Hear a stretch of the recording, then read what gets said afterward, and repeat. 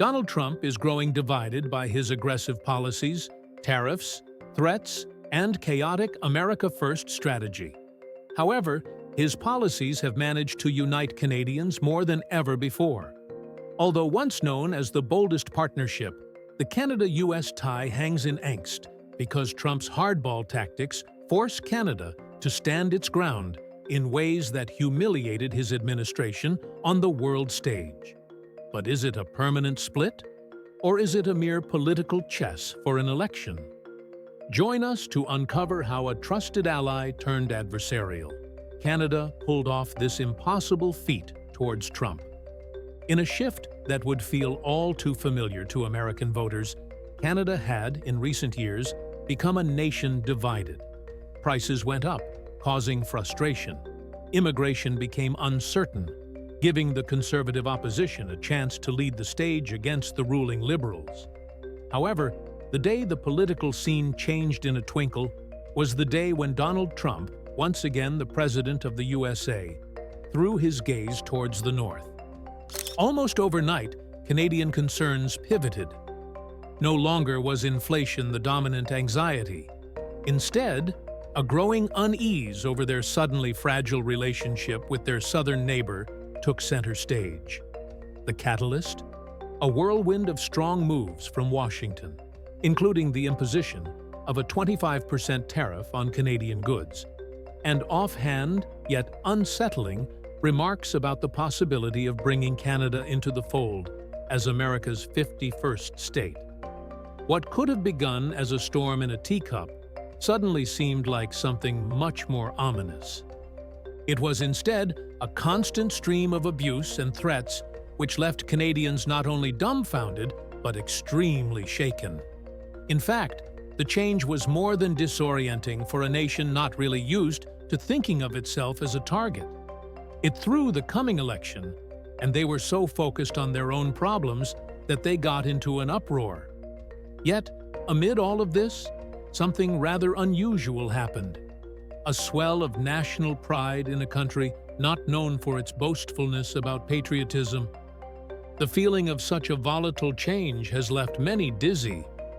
How had a relationship long maintained by quiet cooperation gone sour so fast? How could a trusted ally change into an adversary in a matter of one night? The disillusionment is there for all to see. The degree of disappointment is very high, noted Jonathan Malloy, a political scientist at Carleton University in Ottawa. However, disillusionment isn't the only sentiment in the air. There is anger, sharp and unmistakable. Across the country, a quiet but firm defiance has taken hold. Calls to "Buy Canadian" have grown into a movement, with American liquor disappearing from store shelves and maple leaf emblazoned labels appearing on Canadian-made goods. At hockey games, crowds break into boos when the Star-Spangled Banner plays. Travel plans to the U.S. are being scraped.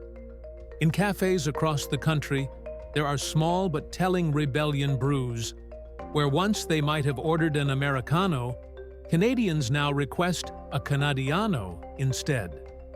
The bond between the two nations has weathered its share of storms, but this moment feels different. This time, Canadians are no longer simply watching from the sidelines, they're pushing back.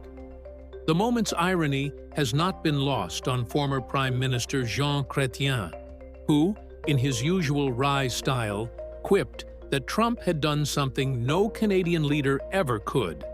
He has united us as never before.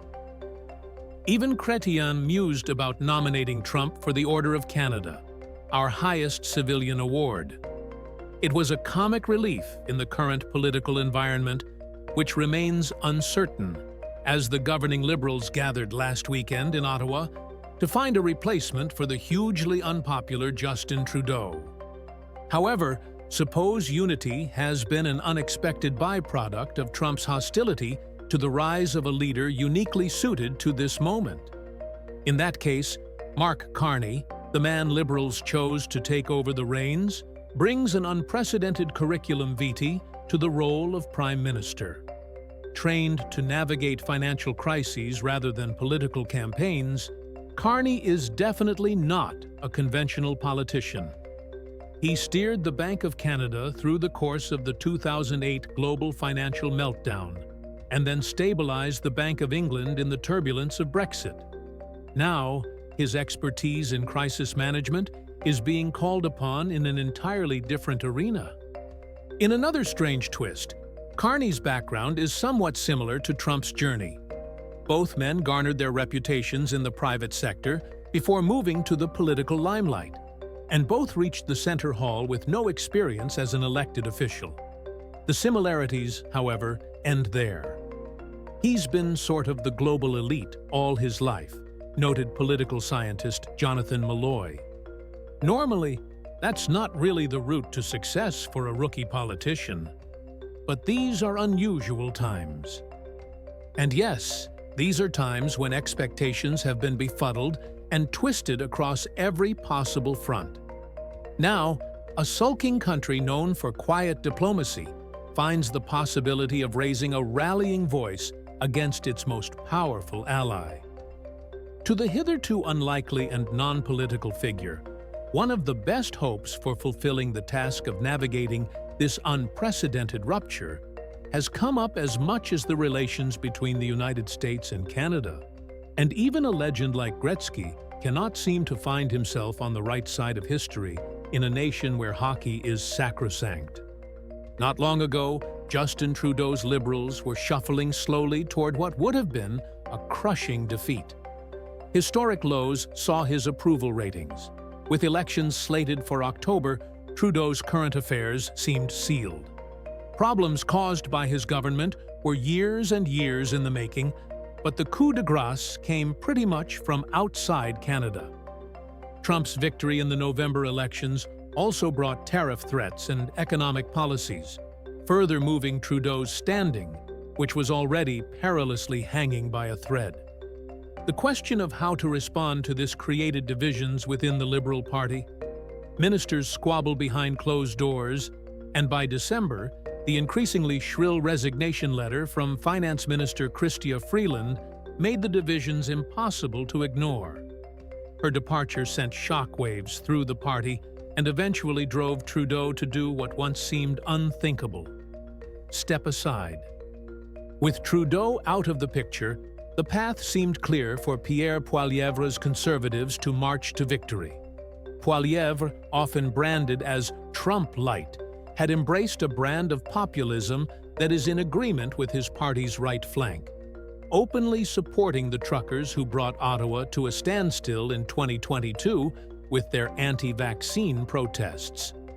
His approach had drawn admiration from figures like Elon Musk and, for a time, appeared to be the winning formula. Then, Trump happened. On his very first day back in office, the former president made good on his campaign threats, slapping a sweeping 25% tariff on imports from Canada and Mexico, two of the United States' largest trading partners. The policy was put on temporary hold very briefly, before finally effecting on March 4th. The instant reaction of financial markets was very sudden. They spiraled into disorder. Days later, Trump suddenly carved out exemptions for over a third of Canadian goods, but only until April 2nd, adding yet another uncertainty. The reasoning behind the tariffs left Canadians baffled. Trump tied them to fentanyl trafficking and illegal immigration, two crises that, according to U.S. government data, had little to do with Canada. In fact, figures showed that less than 1% of fentanyl and undocumented migrants entering the U.S. had any connection to the northern border. The justification felt as flimsy as it was provocative. And the hits kept coming. Canada found itself caught in the net of a separate 25% tariff on global steel and aluminium imports, further triggering economic anxiety. Therefore, what had begun as a political battle within Canada quickly escalated into something much bigger: a high-stakes standoff with the country's closest ally and largest trading partner. Nevertheless, Ottawa wasted little time in responding to Trump's economic offensive. In a move that underscored just how rapidly their relationship had been destroyed, Canada hit back with its own tariffs, targeting $21 billion worth of American goods. At the same time, the government turned to the World Trade Organization, formally requesting a dispute consultation to challenge the measures through legal channels. But the tariffs were only part of the provocation. Trump, never one to resist a jab, had taken to dismissively referring to Trudeau as the governor of Canada, a country of 40 million, roughly the population of California. The latest insult came even as his newly appointed Secretary of State, Marco Rubio, made his first official visit to Canada, attending a Group of 7 summit of the world's leading industrialized democracies. Honestly, Canada only works as a state, Trump remarked from the Oval Office, as if the idea of an independent northern neighbor was little more than an inconvenience. However, Canadian officials' reaction was fast. At a press conference following the G7 meeting in La Malbaie, Quebec, Foreign Minister Mélanie Joly made it clear that her country's sovereignty was not up for discussion. "You're in our country. You respect our people. Period," she said, a pointed message both to Rubio and, by extension, his boss. For many Canadians, the rhetoric coming from Washington has had an unintended consequence, rallying support around a government that, until recently, had seemed all but doomed. A month ago, the Liberals trailed the Conservatives by nearly 20 points. Now, in a stunning reversal, that gap has shrunk to a single percentage point, according to the polling firm Nanos. "The Liberals have basically been resurrected from the dead," said Jonathan Malloy, pointing to Trump as the unlikely catalyst. Mark Carney, the man leading that resurrection, wasted no time setting the record straight. Sworn in as Prime Minister on Friday, he dismissed Trump's casual talk of annexation with a statement as direct as it was resolute. "America is not Canada," he declared. "We will never, in any way, shape, or form, be part of the United States." Still, for Carney, the moment was more than symbolic. It was his first major test as a leader.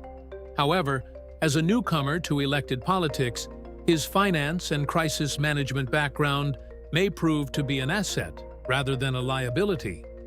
Maite Gonzalez-Latorre, a program assistant at the Atlantic Council in Washington, believes his experience straddling the worlds of government and the private sector could give him an edge. Moreover, Mark Carney has experience in the UK, Canada, and private sector experience, she noted. That will be an advantage, especially regarding tariffs and speaking with Trump directly. If the past few weeks have made anything clear, it's that Canada's relationship with its southern neighbor is entering uncharted waters. And for Carney, the time to navigate those waters begins now. For now, Carney's immediate challenges are managing Trump and mitigating the economic blow of U.S. tariffs on Canadian households and businesses. Every step he takes and how Trump responds will shape Canada's economic trajectory and the timing of the next election. And while the Liberals have made an astonishing comeback, victory for the Conservatives is still very much within reach. Yet the broader question remains: what exactly is Trump trying to accomplish? As with many of his policies, the logic behind his hostility toward Canada is elusive. Even Pierre Poilievre, once positioned to be a natural ally, has found himself pushed to the sidelines. He would have been a relatively supportive leader, observed Malloy. Instead, Trump's actions have shattered the political landscape in a way that may ultimately work against him. He toppled Trudeau, but in doing so, he breathed new life into Trudeau's party, which directly opposes his agenda. For now, Trump's endgame remains as unpredictable as the man himself. But what is certain is that Canada, long accustomed to stability in its relationship with the U.S., is now facing a reality in which nothing can be taken for granted. Anyway, what do you think is President Trump's endgame? And do you think, so far, he's only doing things that hurt his interests and the interests of the United States? Share your thoughts with us in the comment section.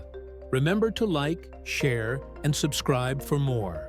Also, click the next video showing on your screen. You will enjoy it.